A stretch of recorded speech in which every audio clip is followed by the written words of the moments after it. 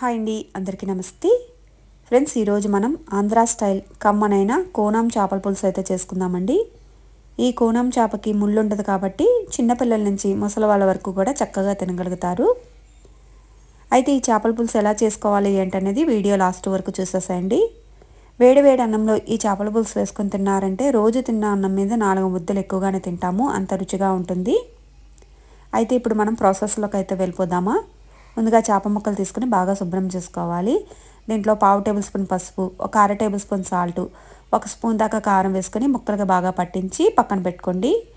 ఇప్పుడు నిమ్మకాయ సైజంతా చింతపండుని తీసుకొని నీళ్లు పోసుకొని చింతపండుని నాననివ్వాలి. ఇప్పుడు స్టవ్ మీద బాండీ పెట్టుకొని ఆయిల్ అయితే వేసుకోండి. ఇక్కడ నేను కుండలో చేస్తున్నాను. కుండలో చేస్తే ఇంకా రుచి బాగుంటుంది. ఆయిల్ వేడెక్కిన తర్వాత ఒక 1/2 టేబుల్ స్పూన్ మెంతులు వేసుకోవాలి. అలాగే ఒక ఉల్లిపాయని ముక్కలుగా కట్ చేసుకొని వేసుకోండి.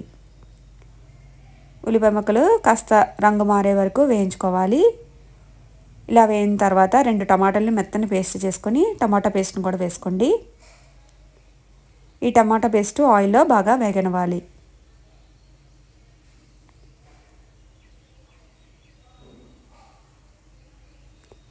ఇప్పుడు దీంట్లో మన టేస్ట్కి సరిపోయినంత సాల్ట్ వేసుకోవాలి. మనం ఆల్రెడీ చేప ముక్కలకి వేసుకున్నాము కాబట్టి సాల్ట్ తగ్గించి వేసుకోండి. అలాగే 3 స్పూన్ల దాకా కారం వేసుకోవాలి. వేసుకొని కలుపుకోండి.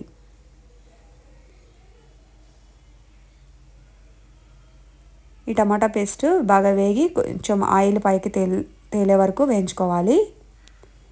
ఇప్పుడు దీంట్లో మనం ఉప్పు కారం పట్టించుకున్న చేప ముక్కలు అయితే వేసుకోండి.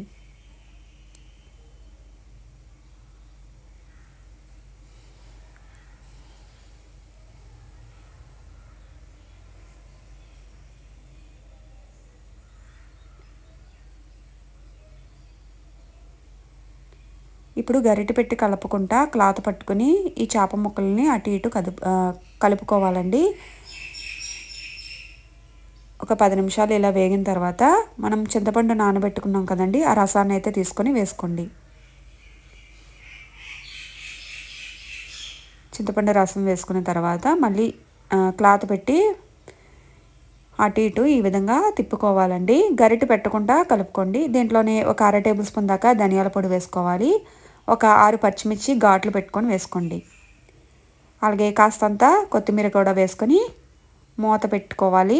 మధ్య మధ్యలో ఒకసారి ఈ విధంగా మూత తీసి అటు ఇటు కలుపుకున్నారంటే ముక్కలకి బాగా ఉప్పు కారం పులుపు బాగా పడుతుంది. ఇప్పుడు మూత పెట్టి ఒక 10 నిమిషాలు లో ఫ్లేమ్లో పెట్టి మరగనివ్వండి. అంతేనండి, ఎంతో రుచిగా ఉండే కమ్మనైన కోనం చేపల పులుసు రెడీ అయిపోయింది. ఈ వీడియో కానీ మీకు నచ్చితే ప్లీజ్ అండి లైక్ చేసుకోండి, అలాగే షేర్ చేయండి. కొత్తగా మన ఛానల్ ఎవరైనా చూస్తే ప్లీజ్ అండి సబ్స్క్రైబ్ చేసుకోండి. చేపల పులుసు వెంటనే కాకుండా ఒక పూటంతా వదిలేసి తిన్నారంటే చాలా రుచిగా ఉంటుంది.